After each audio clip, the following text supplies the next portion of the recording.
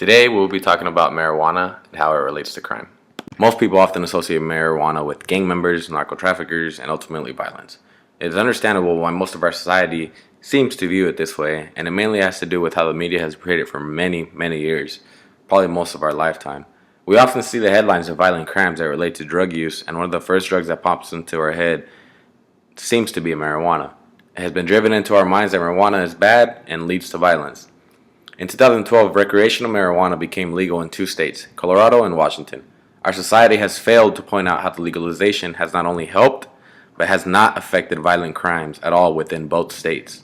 In an article published on ColoradoPolitics.com, it states that during the first year of the implementation of Amendment 64, Denver experienced a 2.2% decrease in violent crime rates and an 8.9% reduction in property crime offenses. This data was according to research conducted by the Drug Policy Alliance. Until recently, marijuana has been thought of as something bad for us, something that should not be done because it is unhealthy, leads to many other dangerous drugs, and causes our young society to become bad people in the future. In an interview conducted with a police officer who wishes to remain anonymous, stated this when asked how he thinks marijuana has affected violence within our community.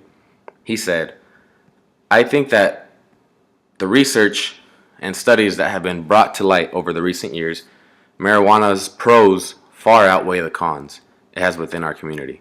New studies seem to be published every day about the many benefits that come from this plant we call illegal.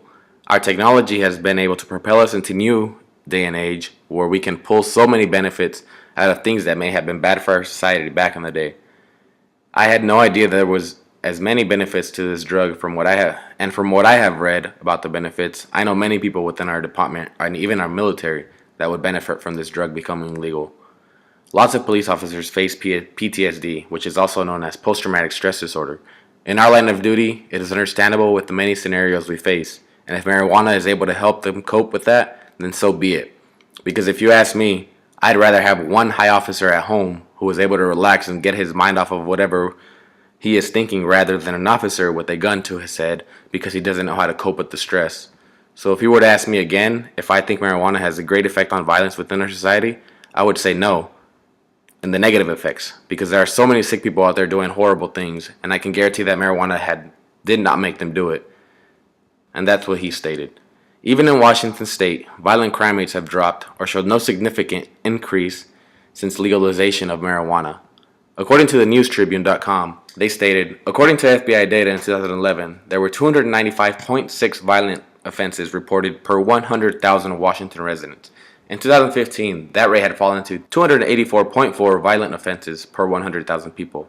The article also quotes State Rep.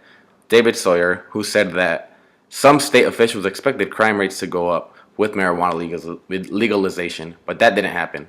As far as I'm aware, there is no credible study linking violent crime with marijuana. Nowadays, marijuana is taking a turn for the better, and our society is starting to see the benefits that this drug can have within our society.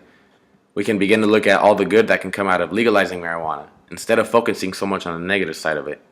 We can easily say that everything has a negative side to it. For example, the consumption of alcohol.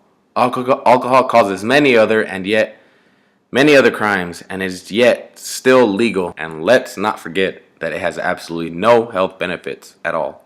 A total of 29 states have legalized medical marijuana because there are many health benefits that are overlooked because of the negativity that it gets.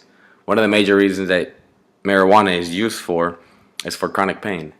In an article published by BusinessInsider.com, it stated that according to the National Academy of Sciences, Engineering, and Medicine, cannabis can be effective for chronic pain. We have relied so much on science to this point, so why not rely on it when it comes down to marijuana? Business Insider lists a total of 23 health benefits that most of us probably would not even know.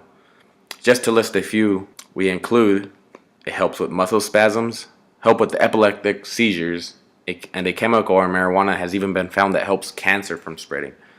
There are many more benefits that come from this wonderful plant, so instead of focusing on the negatives of it, we need to realize as a society that the pros far outweigh the cons.